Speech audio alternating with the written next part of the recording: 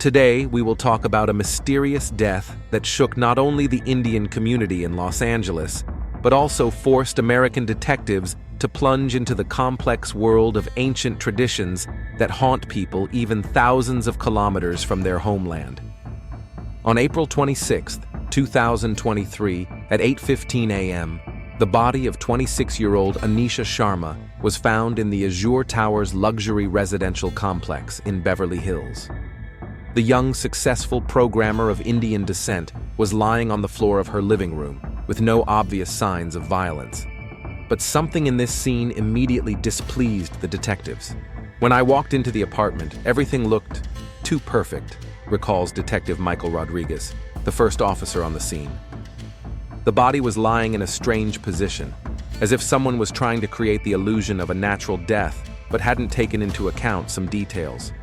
Anisha Sharma moved to the United States 6 years ago after graduating from the prestigious Bombay Institute of Technology. A brilliant student who received a full scholarship to Stanford University, she quickly made a career at Neurotech Solutions, one of the most promising IT companies in Silicon Valley. Her colleagues described Anisha as a quiet, focused professional who rarely spoke about her personal life. She was a true algorithmic genius, says Priya Malhotra, a colleague and Anisha's only close friend in America. I was the one who found her body. Anisha didn't show up for an important meeting and didn't answer her phone. It was so unlike her that I immediately knew something had happened. Priya used the spare key that Anisha had left for her in case of an emergency. What she saw was forever etched in her memory. Her friend lying on the floor in an exquisite indigo sari that contrasted with the marble white of the floor. 2 glasses of unfinished wine stood next to her. The last person to see Anisha alive, according to surveillance footage, was 28-year-old Vikram Valmiki, a colleague at Neurotech Solutions. He entered the house at 1945 and left the premises at 21:30, looking, according to the security guard, agitated and confused. Valmiki's name immediately attracted the attention of detectives with Indian roots. In India, a surname often indicates caste, explains Devinder Singh, a police consultant and professor of sociology at the University of California. Valmiki is a typical surname for Dalits, the former untouchables, the lowest caste in the Indian hierarchy. When the news of Anisha's death reached Mumbai, her parents, Rajiv and Sunita Sharma, were hit with a double blow. Not only had their only daughter died under mysterious circumstances, but she may have been involved with a boy from a barred caste. We brought Anisha up in the best traditions of our Brahmin family, Sunita Sharma says in tears during a video call with detectives. Even when she left for America, we held weekly video conferences to discuss her future. We had already found the perfect groom for her from our circle. This groom was Arjun Kapoor, a 30-year-old successful doctor from a prestigious Brahmin family, friends of the Sharma family. According to Anisha's parents, she had never spoken of any relationship in America and had agreed to meet Arjun during his planned visit to Los Angeles the following month. The investigation quickly focused on Anisha's phone and computer. Detectives discovered a series of encrypted messages between her and a contact saved under the name B. The last messages were tense. Vu, we can't keep hiding. I want to live openly, Anisha. Anisha, you don't understand. It's not just about my parents. Our worlds are too different. Vo, no me Vameriki. There are no castes here. Anisha, caste is always with you, no matter where you are. I need time to think about it. Come back tomorrow at 8. Forensic experts found minor signs of a struggle in the apartment. An overturned vase of flowers, several scattered documents. The preliminary medical report did not reveal any obvious signs of violent death, but it did record unusual changes in the body that required additional toxicological examination. Detective Sarah Chen, Rodriguez's partner, draws attention to one critical detail. In Anisha's bedroom, we found a cache of traditional Indian jewelry, estimated to be worth several $100,000. None of them were missing. This immediately ruled out robbery as a motive. When detectives first questioned Vikram Valmiki, he looked devastated. I loved her, he said simply. We were dating for almost a year, secretly from everyone. She was afraid her parents would never accept me because of my background. Vikram said that evening they discussed their future. Anisha received an email from her parents with photos of Arjun Kapoor and plans for his visit. She was confused. She said she needed time to think.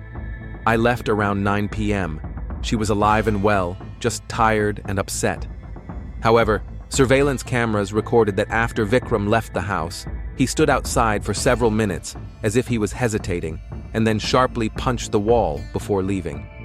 Meanwhile, the analysis of Anisha's computer records revealed another unexpected aspect. She was actively interested in the movement against caste discrimination and regularly donated significant amounts to organizations fighting for Dalit rights in India. Could this double life of a successful programmer be the reason for her death? And who could have wanted to kill a girl who outwardly adhered to traditions but secretly challenged them? Detectives Rodriguez and Chen realized that this investigation would lead them through the labyrinths of a culture they knew very little about. But the first steps had already been taken, and they pointed to a complex web of relationships, traditions, and secrets brought from faraway India to the shores of the Pacific. In the next chapter, we will take a closer look at the lives of Anisha Sharma and Vikram Valmiki, two people from different worlds whose paths crossed in a country that promised freedom from ageism. To understand the circumstances of Anisha Sharma's death, we need to go back a few years and trace the paths of two people who should never have met according to tradition, but fate brought them together in a country where the old rules should have been abolished. Anisha Sharma was born into a wealthy Brahmin family in a prestigious neighborhood of Mumbai. Her father, Rajiv Sharma, ran a successful pharmaceutical company, and her mother, Sunita, came from a family of renowned scientists. Since childhood, Anisha demonstrated exceptional math skills. She was solving problems for high school students when she was only 9, recalls her school teacher Lakshmi Rao. But at the same time, she was a very modest, almost shy girl. At the Bombay Institute of Technology, Anisha became the best student in the computer science department, receiving a national award for an innovative data processing algorithm. This attracted the attention of Stanford Scouts, who offered her a full scholarship. My parents were hesitant at first, says Anisha's cousin Vishal Sharma, letting their only daughter go so far away, but the prestige of Stanford won out. They believed that she would return to India after her studies.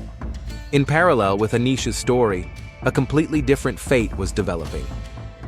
Vikram Valmiki was born in a poor neighborhood of Delhi, in a family that belonged to the Dalits, the former untouchables. His father, Suraj Valmiki, worked as a Dalit rights activist and taught in a community school. Suraj believed in education as the only way to freedom, says Ashok Kumar, a colleague of Vikram's father. He invested everything he had in his son's education. When Suraj died during the protests, this is the official version, although many believe it was murder, Vikram was 16, but he continued his father's struggle in his own way, through his intellect. Vikram received a scholarship to study at the Indian Institute of Technology in Kanpur, and later won a master's degree grant at the California Institute of Technology. His specialization was cybersecurity, an area where Vikram's abilities were fully developed. Los Angeles became the place where Anisha and Vikram crossed paths.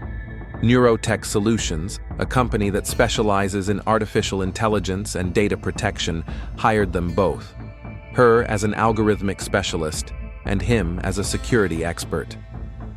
They met at the TechWave 2022 Technology Conference, recalls their colleague Sunil Patel. I introduced them to each other, not realizing that I was starting such a complicated story.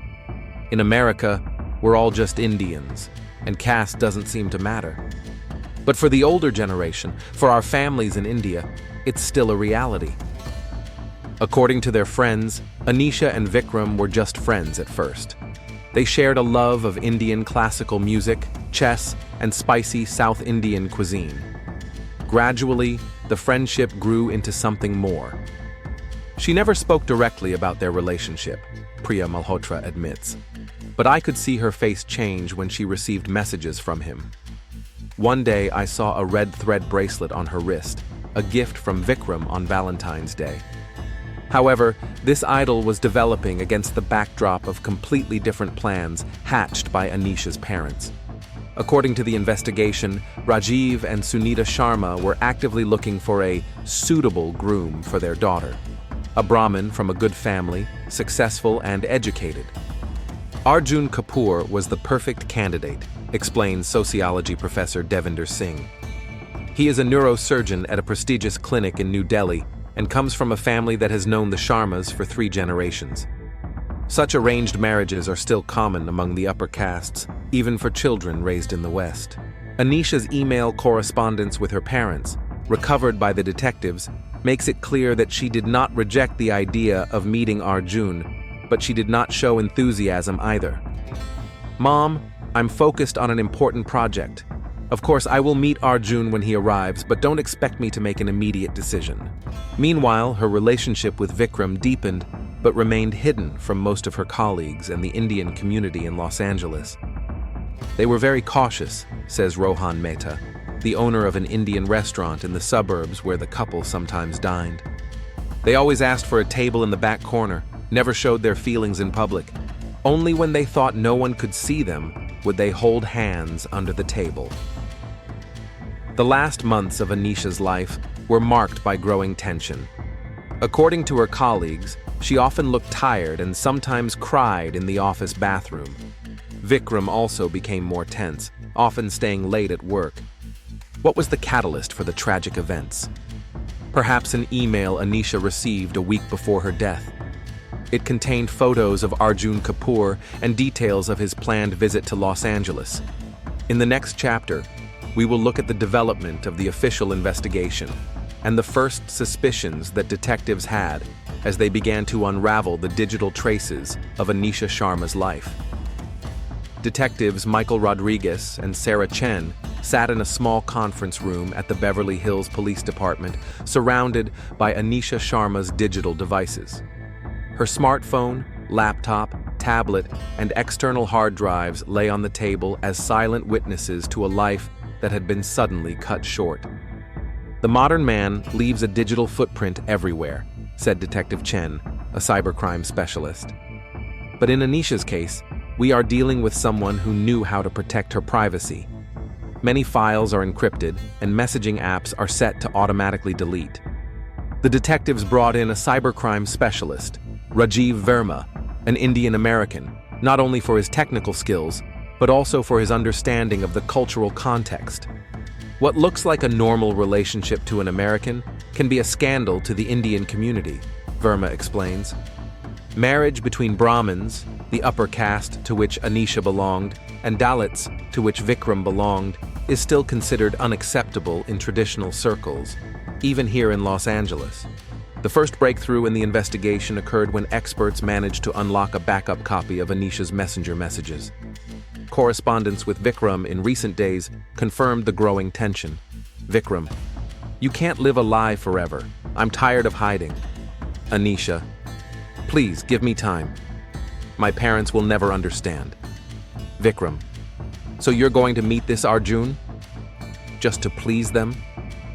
Anisha: "It's just a meeting. I didn't agree to anything else." Vikram: "But you didn't say no.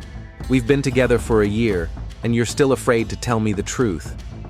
The last message from Vikram was sent at 15:27 on the day of his death. "We need to have a serious talk. I'll come over in the evening." During the interrogation, Vikram Valmiki did not deny this tension. Dressed in a simple gray t-shirt and jeans, with eyes reddened by insomnia, he spoke quietly but confidently. "Yes, we argued," he admitted. "I wanted us to stop hiding. Anisha said it would ruin her relationship with her family. Her parents would never accept a guy from the Dalit caste." "What exactly happened that night?" asked Detective Rodriguez. "I arrived around 8. She was upset, but calm. We were drinking wine, talking about the future. Anisha said that she needed time to find a way to tell her parents about us before Arjun Kapoor arrived. I agreed to wait. When I left, she was alive and well. just very tired. His story, however, did not explain why the surveillance cameras captured him in a state of extreme emotional distress as he left the house. When the detectives showed him the video, Vikram sighed. "I was disappointed, not in Anisha but in the situation. The fact that even here, in a so-called free country, we are still prisoners of ancient prejudices. I hit the wall out of powerlessness." Meanwhile, the analysis of Anisha's computer opened up an unexpected line of inquiry. A forensic IT expert discovered a series of emails between Anisha and an immigration lawyer, Mark Levinson. "She was consulting about citizenship," Levinson explains during a phone interview. "Ms. Sharma wanted to know if she could sponsor a visa for her partner if they got married. She mentioned that her family might not approve of the marriage." An analysis of Anisha's financial activity was even more intriguing. Over the past 6 months, she had transferred nearly $50,000 to the non-profit Voice of Equality, a group that fights caste discrimination in Indian communities around the world. "Anisha was one of our biggest anonymous donors," confirms Neelam Joshi, the organization's coordinator. "She never appeared at public events, but she was very interested in our work, documenting cases of discrimination in the US tech industry." The real breakthrough came from the results of the toxicology test. The wine glass Anisha drank from contained traces of a powerful sleeping pill. "The concentration was much higher than the therapeutic level," explains Dr. Elizabeth Chang, a forensic expert. "The combination with alcohol could have caused respiratory depression, especially in a person with a low body weight like Ms. Sharma." The second significant finding came from the analysis of surveillance footage. In addition to Vikram, the cameras recorded another visitor who entered the house at 5:30 p.m. and left at 6:15 p.m., an hour and a half before Vikram arrived. The visitor was wearing sunglasses and a baseball cap, but the facial recognition algorithm identified him as a man of Indian descent, aged 25 to 35.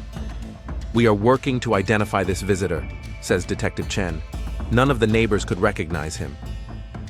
Investigators also looked at an encrypted data disk found in a hidden pocket of Anisha's bag.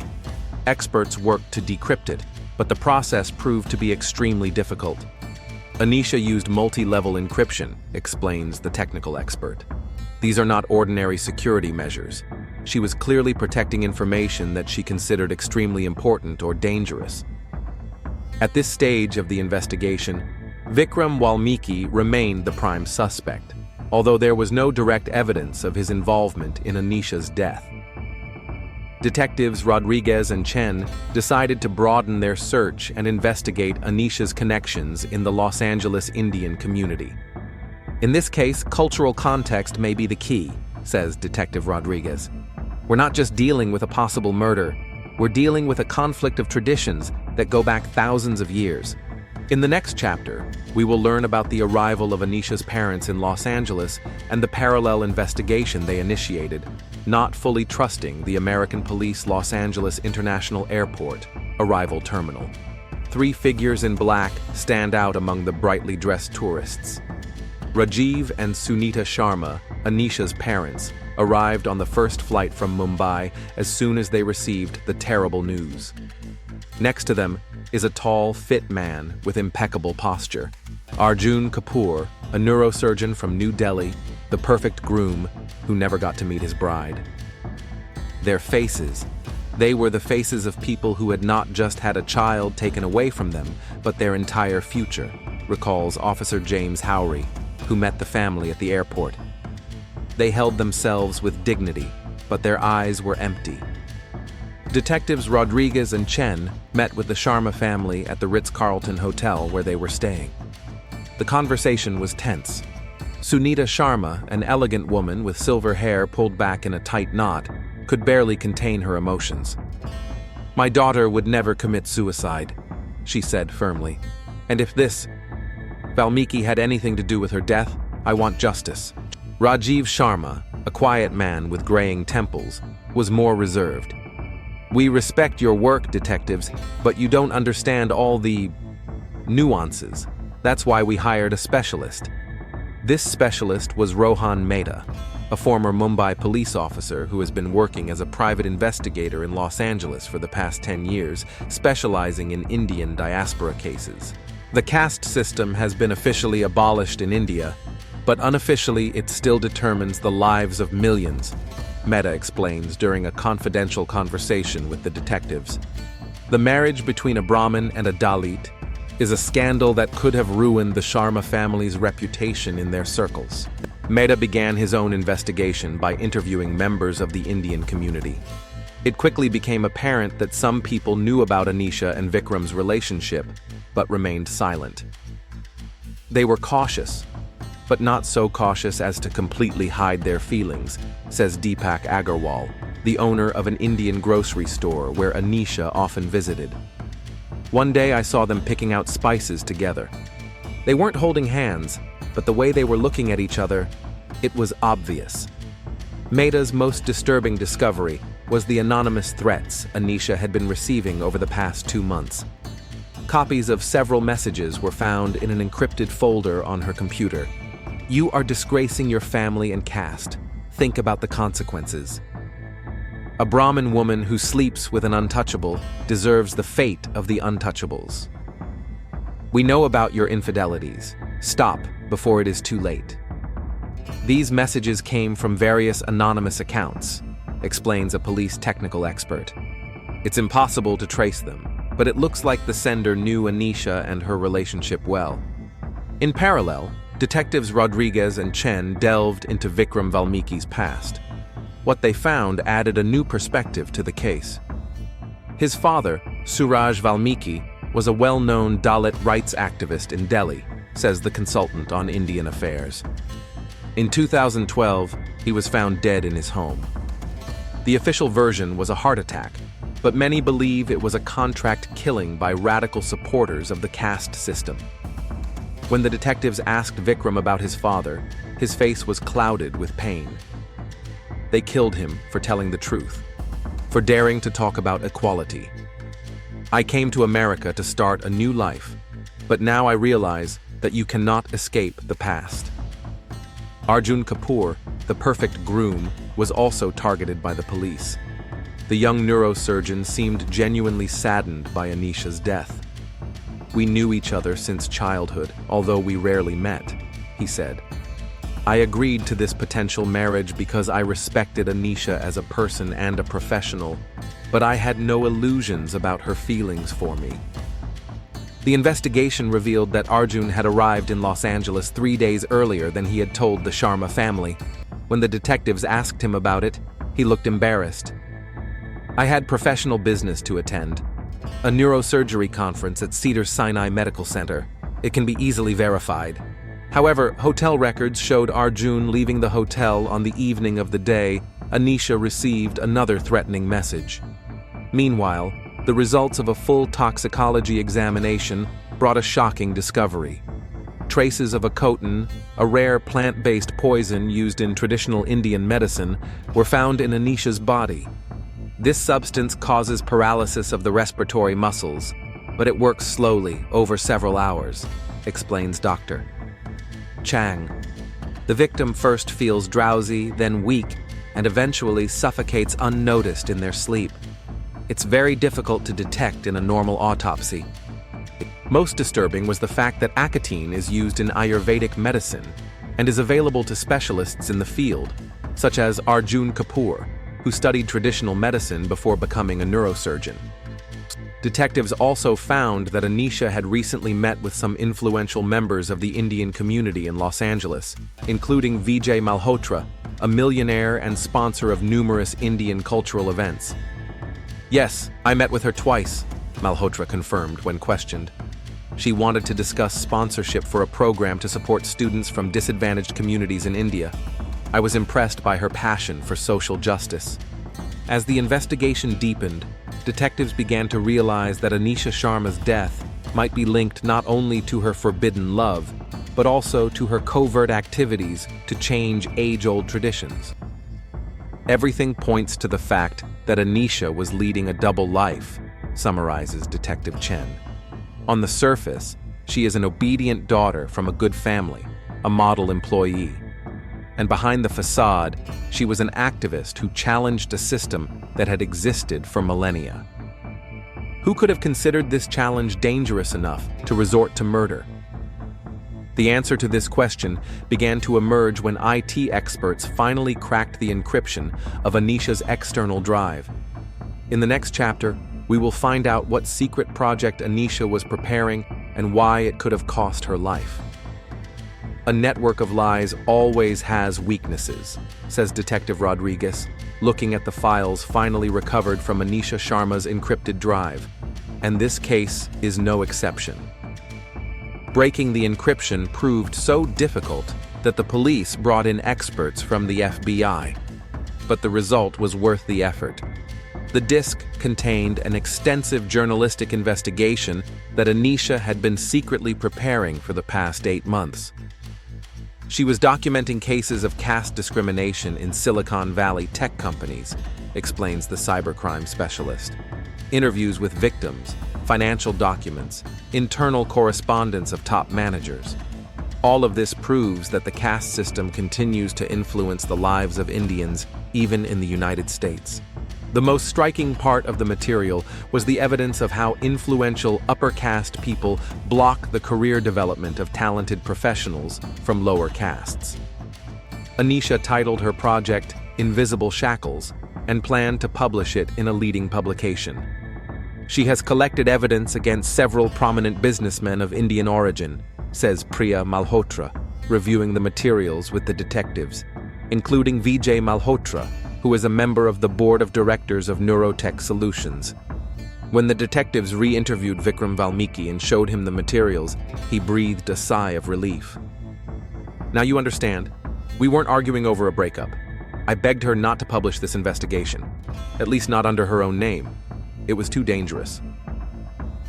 According to Vikram, he had known about Anisha's project for several months and even helped her with the technical aspects of gathering information. But when she decided to use their love story as part of the investigation, he protested. She wanted to write about how we are forced to hide our relationship even in the United States. I told her it was too personal, too risky. She said that without a personal story, the material would not have the same impact. The disk also contained a text file detailing the threats Anisha had received in recent months. Some of these people were tracking my movements. Twice I noticed the same car following me from my office. I'm pretty sure my home computer has been hacked. Some files have been moved. Yesterday I received a message with a detailed description of my working day. They know my every move. The materials also included an audio recording of Anisha's conversation with a cybersecurity lawyer. Anisha said, "If something happens to me, these materials should be published." Lawyer: "Do you really think the situation is that serious?" Anisha: "I'm a Brahmin woman who betrays her caste for the sake of the truth. For some people, this is worse than murder." The detectives were particularly interested in information about the Dharma Defenders, a secret society of influential Indians who supported the caste system in the United States. According to Anisha, this society had connections in the highest circles of the Indian diaspora, including diplomatic missions. "Do you think that this group could have ordered the murder?" Detective Rodriguez asked Vikram. "I don't know, but Anisha has been very scared lately. She had extra locks on her door and changed all her passwords." A parallel investigation by Rohan Mehta brought an unexpected twist. The private investigator discovered that Arjun Kapoor had not only arrived in Los Angeles earlier than he had said, but had also met with Anisha 2 days before her death. "He lied to us," says Detective Chen. A witness saw them at a coffee shop in Santa Monica. The conversation was tense. When the detectives showed Arjun the photo from the coffee shop's surveillance camera, he finally confessed, "Yes, I met her. I found out about her. Unacceptable relationship, and wanted to talk to her before I met her parents. I wanted to convince her not to disgrace the family." "Did you threaten her?" asked Detective Rodriguez bluntly. "Of course not. I simply explained that such a decision would ruin her parents' lives in Mumbai. They would never be able to show their faces in society." Meanwhile, the technicians found a draft of an email to her parents on Anisha's computer that she never sent. Mom, Dad, I know what I'm about to say will break your hearts, but I can't live a double life anymore. I have fallen in love with a man whom you will never approve of because of his caste. But here in America, I realized that caste is an artificial barrier that prevents us from being just people. I'm also working on a project that will expose how this system continues to poison our lives, even here across the pond. I hope one day you will understand and forgive. Another important discovery was the Dharma Defenders contact list, which included several well-known names, including Arjun Kapoor's uncle, Vijay Kapoor, an influential businessman in the pharmaceutical industry. All the threads started to come together, comments Detective Chen. We have a girl who is preparing an explosive investigation into caste discrimination. We have her having a secret relationship with a guy from a forbidden caste. We have a group of influential people who have a lot to lose from the publication of her materials. And we have an ideal groom whose family is connected to this group. Meanwhile, experts from the federal laboratory have completed the analysis of the poison found in Anisha's body. The results were stunning. It was not only a rare poison, but also a specific form of it used in Ayurvedic medicine, which has been practiced by the Kapoor family for generations. The circle of suspects is narrowing, says Detective Rodriguez, looking out the window of the police station at the nightlights of Los Angeles, but there's still not enough evidence. In the next and final chapter, we will learn how this intricate crime was solved and what unexpected consequences one girl's death had for the future of an entire community. In a case like this, it's often the case that the last piece of the puzzle is in plain sight all the time, says Detective Rodriguez, standing in the conference room where the investigative team and prosecutors have gathered. 2 weeks have passed since Anisha Sharma's death. The investigation has reached a critical point. On the big screen is a chronology of events, photos of evidence, and diagrams of the connections between the suspects. Let's go back to the surveillance footage, says Detective Chen, rewinding the video to the moment when the mysterious visitor in the baseball cap leaves Anisha's house 2 hours before Vikram arrives. We focused on the face, but we missed another key element. She zooms in on the visitor's hand, which reveals a distinctive gold-engraved ring. This is the Kapoor family ring, Rohan Mehta explains. It is worn only by men from this family. Compare it to Arjun's photographs. The comparison photos clearly show an identical ring on Arjun Kapoor's hand. He lied to us more than once, Rodriguez concludes. He met Anisha not only at the coffee shop, but also came to her house on the day she died. Now the question is, why? The answer began to emerge when experts fully recovered the erased files from Anisha's computer. Among them was a recording of a conversation made by a hidden voice recorder in her smartphone. Anisha and Arjun's voices are heard on the recording. Arjun: do you realize that with this material you will destroy not only your reputation, but also your parents' lives? Anisha: this system has been poisoning our lives for hundreds of years. Someone has to tell the truth. Arjun: marrying a Dalit is one thing, but publicly speaking out against tradition is quite another. The Dharma Defenders will not let this go unanswered. Anisha: so you're with them? Of course, your uncle is one of the founders. Arjun: I am here to protect you. Drink this, calm down, and we'll discuss this rationally. Anisha: what is this? Arjun: Ayurvedic calming tea. It's my family's recipe. The recording cuts off, but that was enough. The same day, detectives arrested Arjun Kapoor on suspicion of Anisha Sharma's murder. During interrogation, Arjun finally broke down. I didn't want to kill her. I came to convince her to stop publishing. I knew that the Dharma Defenders were planning to stop her with more radical methods. I brought herbal tea to calm her down.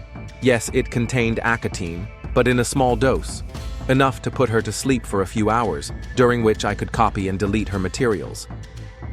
According to Arjun's version, Anisha refused to drink the tea, and they continued to argue.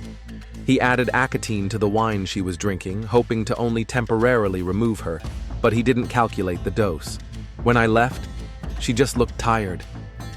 I thought she was just going to fall asleep. The most tragic part of this story came to light when the detectives reconstructed the events after Arjun left. Anisha, feeling weak, called Vikram, who came almost immediately. They talked, drank the same wine, Vikram from a different, clean glass, but he didn't realize she was poisoned. "I thought she was just tired," Vikram recalls with tears. "She said she wanted to rest. I kissed her goodbye and left. If I had known..." The poison worked slowly. When Vikram left, Anisha probably went to bed and never woke up again. Her breathing gradually stopped in her sleep. However, the legal system faced a problem with the evidence. Arjun's lawyers insisted that he did not intend to kill, but only to temporarily neutralize Anisha. There were traces of acetine in his system, but it was impossible to determine the exact dosage.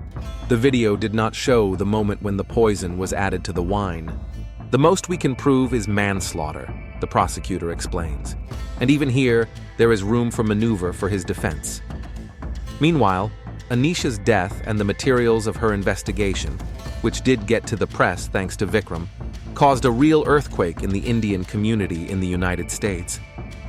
The community split into those who supported the traditions and those who advocated for change.